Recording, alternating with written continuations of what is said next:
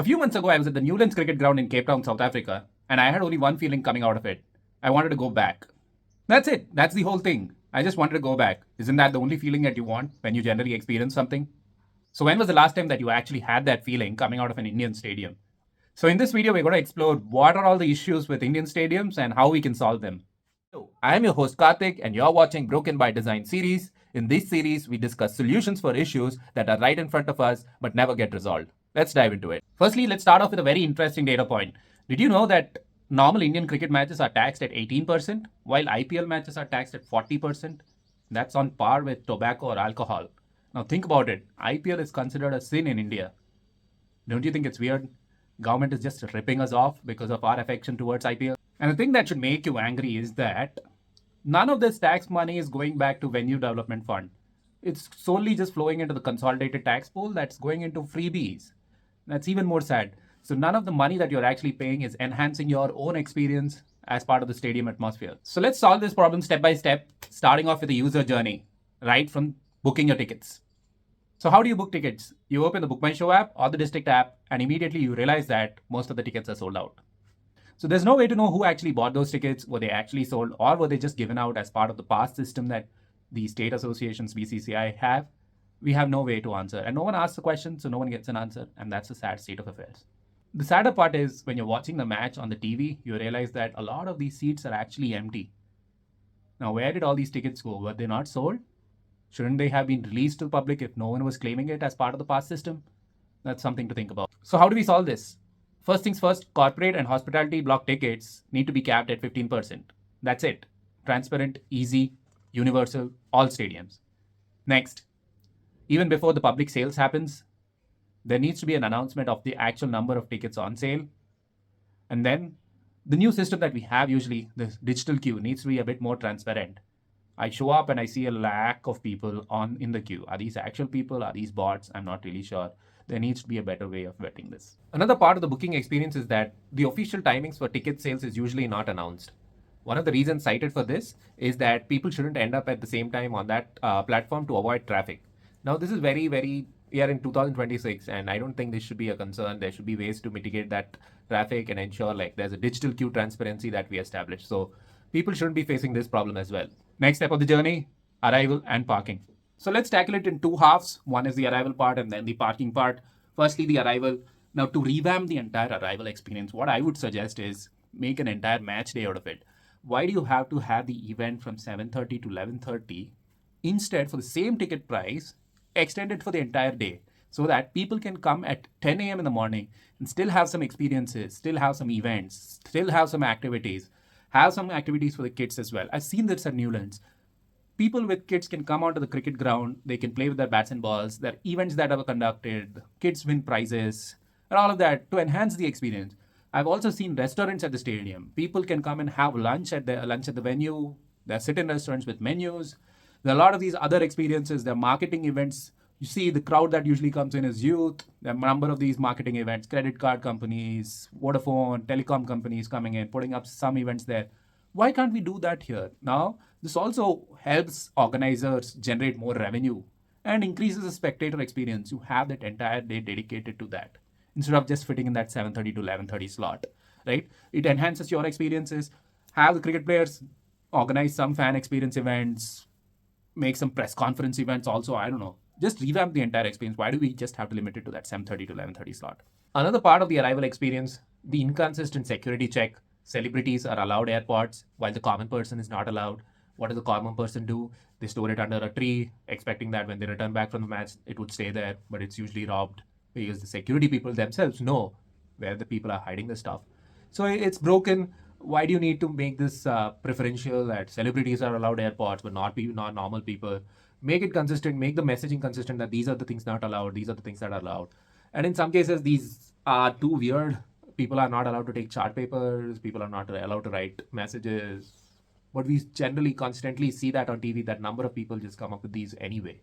So why is that difference? Why are some people facing the brunt while some people are not? It needs to be made consistent. It needs to be communicated, what's allowed, what's not allowed. And there needs to be consistency at the ground as well.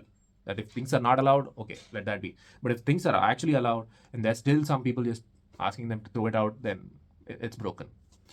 Next, coming to parking, I think the parking is generally an issue. A lot of these stadiums are generally adjoining popular spots, popular roads, and it usually gets congested. I would encourage the public to actually embrace public transport and arrive at the stadium using that mode of transport instead of bringing their own vehicles, parking them somewhere, and then walking towards it, generating the chaos. There's a better way to do this, that is public transport, and that's the option. Usually, some people come away from far away places. There would be better ways to organize parking, right? One is obviously the ground provides you a set of parking spots, but then it's usually very difficult. A lot of people come and end up at the same parking spot instead of going elsewhere. What if we can do some kind of staggered entry? Like gates number 1 to 4, go to this parking spot, then take the bus. There's some shuttle service organized from that parking spot to the stadium. Just use that. And then gates number 9 to 12, hey, you guys park here, and then take the shuttle bus to the stadiums. Organize some of it to make that experience smoother instead of just leaving it as status quo. Next part of the user journey, in-game experience. The in-game experience is dependent on a number of different factors. One of them is food. So at least in IPL, one contractor wins the contract and takes the entire monopoly over your hunger for the entire duration of the match. But what if we had competition? What if we had a number of different vendors supplying the same food? The prices go down.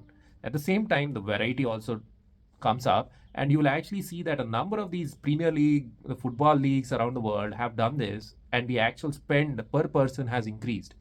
The food spent per person has increased due to competition, and therefore it makes sense instead of just limiting it to just one contractor doing the entire thing. With that, drinking water is an issue. Now, at least over the past few years at the UPL Stadium in Hyderabad, I've seen that free drinking water is being provided, but the capacity is an issue. You have like one water filter for an entire block of seats. There's a lot of queue, there's a lot of issues with glasses and all of that. What if you could just increase the number of filters per block of seats so that people find it easier to drink water, which is a basic necessity. Next comes toilets. Toilets, at least the ones in Newlands, I don't even remember that. That's the benchmark usually. It should be a come and go experience instead of having an impression on the mind that, hey, that toilet was actually bad. I don't want that experience. I had that experience in the UPL Stadium in Hyderabad. I still remember that, but I don't remember that in Newlands. That's the standard. Again, the capacity is an issue.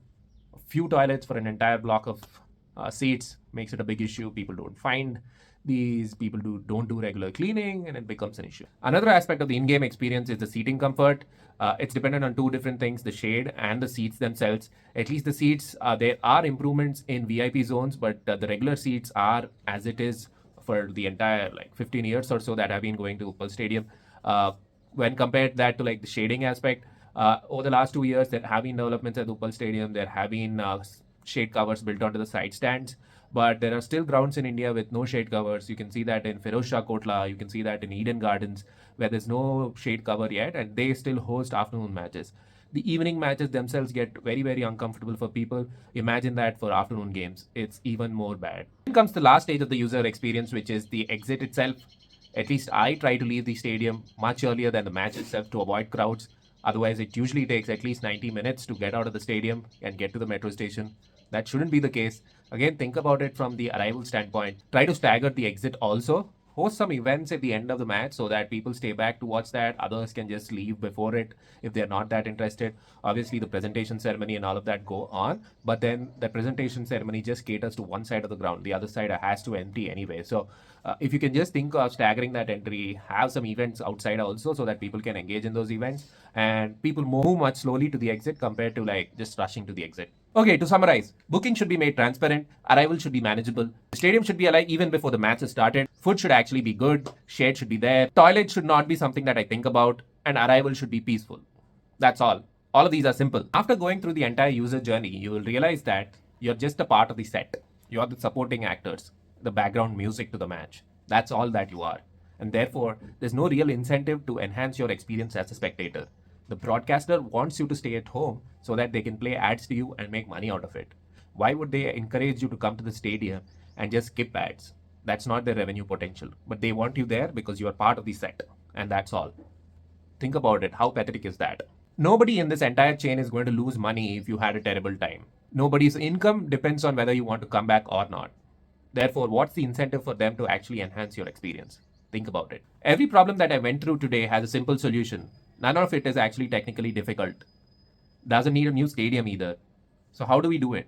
There's just one thing that's required. Somebody's income should depend on whether you had a good time or not. Until that thing changes, Until fan experience becomes part of the contracting, hosting rights, until the tax model gives back something to the ground, until the food monopoly is broken, nothing is going to change. Now tell me, have you ever left the stadium wanting to go back in India?